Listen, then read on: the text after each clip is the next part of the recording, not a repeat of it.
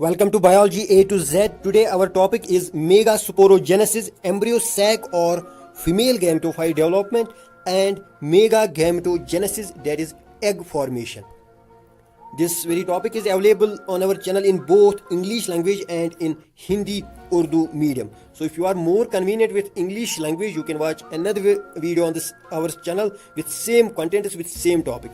This very video is in Hindi Urdu language. तो जैसे कि आपने देखा था पिछली वीडियोस में कि जो फीमेल फ्लावर पार्ट है यानी कार्पल या पिस्टल, उसके तीन पार्ट्स होते हैं, स्टिग्मा, स्टाइल और जो लोअर पार्ट है ओवरी। ओवरी में ओव्यूल्स होते हैं, एक ओव्यूल हो सकता है या एक से ज़्यादा ओव्यूल्स हो सकते हैं और यूजुअली एनाट्रोपस ओव्यूल होता है। वो हमने टाइप्स ऑफ ओव्यूल्स भी डिस्कस कर रखे, उस वीडियो का लिंक इस वीडियो के डिस्क्रिप्शन में हमने दिया हुआ है। तो ये जो ओव्यूल हैं इसका हमने देखा था कि इसके बाहर इंटेगुमेंट्स होते हैं और अंदर जो मेन बॉडी होते हैं उसको हम न्यूक्लियस कहते हैं। यही न्यूक्लियस, यही ओव्यूल, इसी ओव्यूल के अंदर मेगास्पोर बनता है। मेगास्पोर से फिर एम्ब्रियो सैक यानी फीमेल गैमेटोफाइट बनता है। उसी फीमेल गैमेटोफाइट में यानी एम्ब्रियो सैक में एक सेल होती है जिसको हम एग कहते हैं। तो सबसे पहले इसलिए हमें मेगास्पोर फॉर्मेशन देखनी होगी। मेगास्पोर से फिर हम एम्ब्रियो सैक देखेंगे कैसे बनता है, या जिसे हम फीमेल गैमेटोफाइट भी कहते हैं। और फीमेल गैमेटोफाइट में हम देखेंगे कि एग कहाँ पे है और कैसे बनता है। तो ये जो न्यूक्लियस होता है ओव्यूल का, जब ये मैच्योर होने लगता है, इसकी कुछ सेल्स या एक सेल्स, बहुत सारे केसेस में एक ही सेल, लेकिन कुछ केसेस हैं, कुछ मेंबर्स हैं एंजियोस्पर्म में जहां एक से ज़्यादा सेल्स डिफरेंशिएट हो जाती हैं। जो बाकी न्यूक्लियस की सेल्स हैं उनसे थोड़ा बहुत डिफरेंट लगने लगती हैं, डिफरेंशिएट हो जाते हैं। उसे हम प्राइमरी आर्चस्पोरियल सेल कहते हैं। तो एक आर्चस्पोरियल सेल डिफरेंशिएट हो जाती है, थोड़ी बड़ी हो जाती हैं, बाकी सेल्स से डिफरेंट बन जाती है। जो एपिडर्मिस होता है न्यूक्लियस का, इंटेगुमेंट्स के नज़दीक ही ये सेल डिफरेंशिएट हो जाती है। इसको हम आर्चस्पोरियल सेल कहते हैं।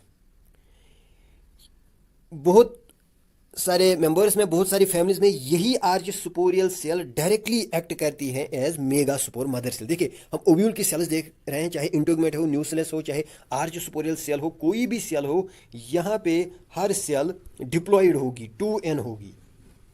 तो यहाँ पे जो हर सेल है वो डिप्लॉयड होगी। तो अब एक सेल थोड़ा बहुत मेटामॉर्फोज हो चुकी है, इसमें कोई डिवाइड नहीं हुआ है, ये बाकी सेल से डिफरेंट हुए हैं, इसे हम आर्चस्पोरियल सेल कहते हैं। बहुत सारे फैमिलीज में यही आर्चस्पोरियल सेल डायरेक्टली एक्ट करेगी एज मेगास्पोर मदर सेल, और ये डिवाइड करेगी, मियोसिस करेगी और मेगास्पोर्स बनाएंगी यानी एन हैप्लॉयड। ऐसे केसेस में जहां archesporial cell, primary archesporial cell directly act करती है एज मेगास्पोर मदर सेल, ऐसे ओव्यूल्स को हम टेनिन्यूक्लिएट ओव्यूल्स कहते हैं।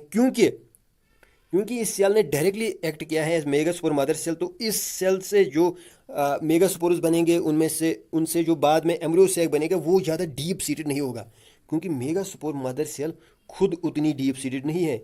ये जो प्राइमरी आर्चस्पोरियल सेल एपिडर्मिस के नज़दीक बनी है, इसी ने एक्ट किया है एज मेगास्पोर मदर सेल।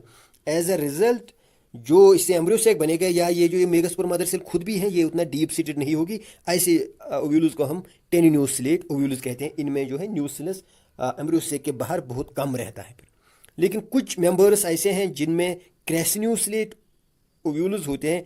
उनमें क्या होता है, जो ये प्राइमरी आर्चस्पोरियल सेल है ये directly megaspore mother cell act नहीं करती, ये डायरेक्टली मियोसिस नहीं करती, बल्कि इसमें और एक डिवीजन हो जाता है, एक पेरिक्लाइनल डिवीजन हो जाता है। अंदर वाली सेल एक्ट करती है अब प्राइमरी स्पोरोजेनियस सेल और बाहर वाली सेल प्राइमरी पैराइटल सेल।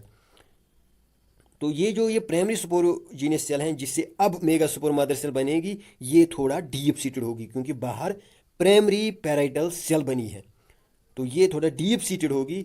ऐसे ओव्यूल्स को हम बाद में क्रेसिन्यूक्लिएट ओव्यूल्स कहते हैं। इनमें एम्ब्रियो सैक के बाहर बहुत सारा न्यूक्लियस रहता है। सो अब चाहे टेनिन्यूक्लिएट हो या क्रेसिन्यूक्लिएट सेल, मामला ये है कि हमारे पास एक सेल है जिसे हम अब मेगास्पोर मदर सेल कह रहे हैं। ये मेगास्पोर मदर सेल बाकी सारी सेल्स की तरह डिप्लॉयड है, 2n है। यही मेगास्पोर मदर सेल कुछ देर बाद मियोसिस करेगी।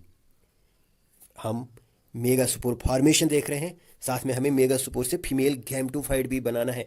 गैमेटोफाइट टर्म आई है यानी वो हैप्लॉइड होगा, तो यहाँ पे वो शुरुआत हो चुकी है। मेगा सुपोर मदर सेल म्योसिस करेगी और 4 सेल जो बनेंगी, 4 हैप्लॉइड सेल्स, वो एक लीनियर टेट्राड बनाएंगी। तो वो एक ही लाइन में रहेंगी। पहले 2 सेल्स बनेंगी, वो 2 सेल्स जब फिर से डिवाइड करेंगी तो वो बिल्कुल एक लाइन में रहेंगी 4 सेल्स, एक लीनियर टेट्राड बनेगा मेगा सुपोर उसका। ये हर सेल इसमें हैप्लॉइड होंगी, तो ऐसे मेगा सुपोर फॉर्मेशन हो जाती है। अब हमारे पास 4 मेगा सुपोर्स हैं। मोर देन 80% ऑफ एंजियोस्पर्म्स होता क्या है कि ये जो 3 मेगा सुपोर्स माइक्रोपाइल की तरफ है। देखिए ये सारा कुछ जो हो रहा है ओव्यूल में हो रहा है। ओव्यूल का आपको पता है, एक तो माइक्रोपाइलर एंड है और दूसरा क्लाजल एंड। ये जो 3 मेगा सुपोर्स हैं जो माइक्रोपाइल एंड की तरफ हैं, ये 3, ये इन 80% ऑफ फैमिलीज ये डिजेनरेट हो जाते हैं। ये 3 मेगा सुपोर डिजेनरेट हो जाते हैं, यानी आगे जाके जो एम्ब्रियो सैक बनेगा या फीमेल गैमेटोफाइट बनेगा वो इस क्लाजल एंड वाले मेगा सुपोर से बनेगा। तो एक ही मेगा सुपोर से 4 मेगा सुपोर बने थे, लेकिन उनमें से एक ही मेगा सुपोर से एम्ब्रियो सैक बनेगा। ऐसे एम्ब्रियो सैक को हम मोनोस्पोरिक एम्ब्रियो सैक कहते हैं। तो मोनोस्पोरिक एम्ब्रियो सैक जो कि क्लाजल एंड वाले मेगा सुपोर से बनता है, ये बहुत ज़्यादा कॉमन है, लेकिन यही एक टाइप नहीं है। तो मैंने इस टाइप में, ये जो सबसे कॉमन टाइप है, इसमें मैंने आपको बताया था, जिसे हम पॉलीगोनम टाइप कहते हैं, इसमें मैंने आपको बताया था कि जो ये 4 मेगा सुपोर्स बनते हैं उनमें से जो क्लाजा की तरफ 3 होते हैं वो डिजेनरेट हो जाएंगे, तो एक ही मेगा सुपोर रह जाएगा क्लाजल एंड की तरफ। इसी एक मेगा सुपोर से आगे जाके एम्ब्रियो सैक बनेगा, इसलिए हम इसे मोनोस्पोर कहते हैं। लेकिन ऐसा भी हो सकता है कि माइक्रोपाइल एंड वाले नहीं बल्कि क्लाजल एंड वाले ही डिजेनरेट हो जाए। कुछ मेंबर्स में ऐसा भी होता है। ये भी हो सकता है 3 नहीं बल्कि 2 ही डिजेनरेट हो जाए। जैसा कि आप यहाँ पे देख सकते हो, तो यहाँ पे 2 ही डिजेनरेट हुए हैं और 2 मेगा सुपोर रह गए हैं। इनसे आगे जाके एम्ब्रियो सैक बनेगा, जिसे हम एलियम टाइप एम्ब्रियो सैक कहते हैं, तो इसको हम बाइसुपोर कहेंगे। ऐसा भी हो सकता है कि जो 4 मेगा सुपोर बने, यहाँ पे आप देखिए पहले मेगा सुपोर मदर सेल थी, उसकी म्योसिस हुई, 2 बने, 2 से 4 बने थे।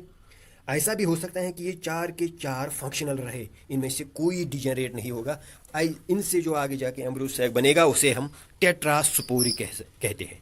तो जो एम्ब्रियो सैक बनेगा वो मोनोसुपोरिक हो सकता है, जो कि बहुत कॉमन है पॉलीगोनम टाइप। वो बाइसुपोरिक हो सकता है, यानी 4 में से 2 मेगा सुपोर्स कंट्रीब्यूट करेंगे एम्ब्रियो सैक बनाने में, या वो टेट्रासुपोरिक हो सकता है।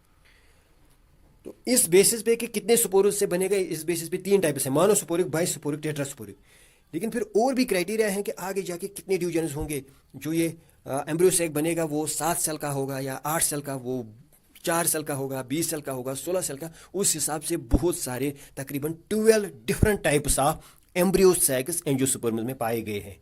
लेकिन ऑन द बेसिस आपके कितने मेगा सुपोर्स ने कंट्रीब्यूट किया है, उस बेसिस पे 3 टाइप्स हैं, मोनोसुपोरिक, बाइसुपोरिक, टेट्रासुपोरिक। इन्हीं टाइप्स के फिर सब टाइप्स हैं ऑन द बेसिस ऑफ जिसके आगे जाके कितने जो है एम्ब्रियो सैक में सेल्स होंगी, कितने एंटीपोडल्स होंगे, एग कितने होंगे, सेंट्रल सेल कितनी होंगी, सिनर्जिड्स कितने होंगे, उस बेसिस पे फिर टोटल में 12 टाइप्स बन जाते हैं। लेकिन सबसे कॉमन जो टाइप है एम्ब्रियो सैक बनने का या फीमेल गैमेटोफाइट बनने का, वो है मोनोसुपोरिक पॉलीगोनम टाइप।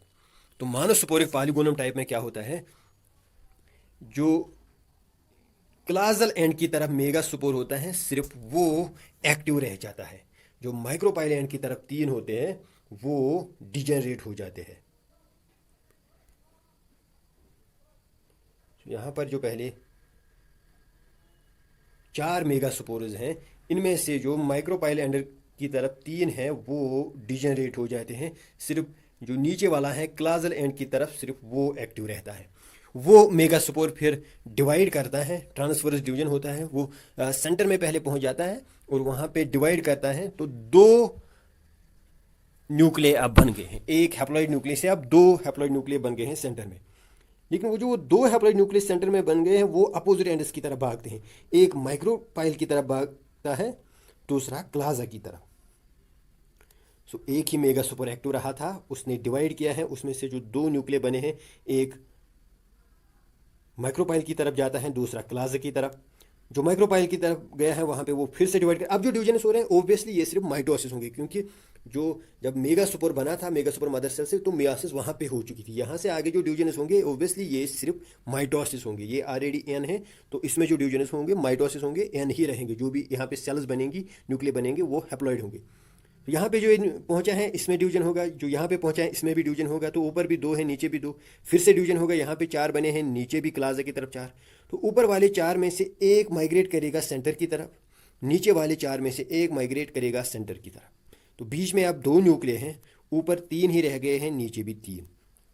जो ऊपर 3 न्यूक्लियर रह गए हैं उनमें वाल फॉर्मेशन होगी, वो बाज़ाब्ता सेल्स बनेंगी। बीच वाली बड़ी सेल एग होगा और उसके साइड्स में होंगी 2 नर्स सेल्स सिनर्जिड्स, यानी ऐसी सेल्स जो फिर एग को जब मेल गैमेट आएगा उसमें फ्यूजन होने में मदद करेंगी, या जो पहले पहले जाइगोट से एम्ब्रियो बनने लगेगा उसमें उस डेवलपमेंट में मदद करेंगी। इनको हम सिनर्जिड्स कहते हैं या नर्स सेल्स। नीचे वाले जो 3 सेल्स हैं उनको हम एंटीपोडल्स कहते हैं। बीच में जो न्यूक्लियर रहे हैं ये एक ही सेल बनाते हैं। इन दोनों न्यूक्लियर के अराउंड एक ही सेल वाल बन जाता है, तो ये एक ही सेल है, इसे हम सेंट्रल सेल कहते हैं। ए सेंट्रल सेल विथ 2 न्यूक्लियर, तो ये एक बाई न्यूक्लियर सेल है। एज अ रिजल्ट हमारे पास जो एम्ब्रियो सैक बनता है, जो सबसे कॉमन एम्ब्रियो सैक है मोनोस्पोरिक पॉलीगोनम टाइप, ये 7 सेल्ड 8 न्यूक्लिएट एम्ब्रियो सैक है। क्योंकि इसमें ऊपर 3 सेल्स हैं, एग और 2 सिनर्जिड्स, नीचे 3 सेल्स यानी 3 एंटीपोडल्स, और बीच में एक सेल है उसमें 2 न्यूक्लियर हैं। ये डिप्लॉइड सेल नहीं है, बल्कि ये एक बाई न्यूक्लिएट सेल है। ये न्यूक्लियस भी हैप्लॉइड है, ये न्यूक्लियस भी हैप्लॉइड है, लेकिन एक ही सेल में है। ये एक बाई न्यूक्लिएट सेल है। तो इस तरह से हमें एम्ब्रियो सैक बनता है। जो सबसे common embryo sac polygonum monosporic embryo sac है, ये इस तरह से बनता है। और इसमें जो ये बीच वाली सेल है ऊपर माइक्रोपाइल के पास, इसको हम एग कहते हैं। सो आज की क्लास में हमने मेगा सुपर फॉर्मेशन देखी, मेगा सुपर से एम्ब्रियो सैक और फीमेल गैमेटोफाइट डेवलपमेंट देखी। साथ ही में हमने ये भी मेंशन किया कि बहुत सारे टाइप्स हो सकते हैं एम्ब्रियो सैक के, डिपेंडिंग ऑन कि एक मेगा सुपर से बनेगा 2 से या 4 से, और लास्ट में उस एम्ब्रियो सैक में कितनी सेल्स होंगे, कितने सिनर्जिड्स होंगे, इस बेसिस पे बहुत सारे टाइप्स हैं एम्ब्रियो सैक के। लेकिन सबसे कॉमन जो एम्ब्रियो सैक का टाइप है वो है पॉलीगोनम मोनोस्पोरिक टाइप।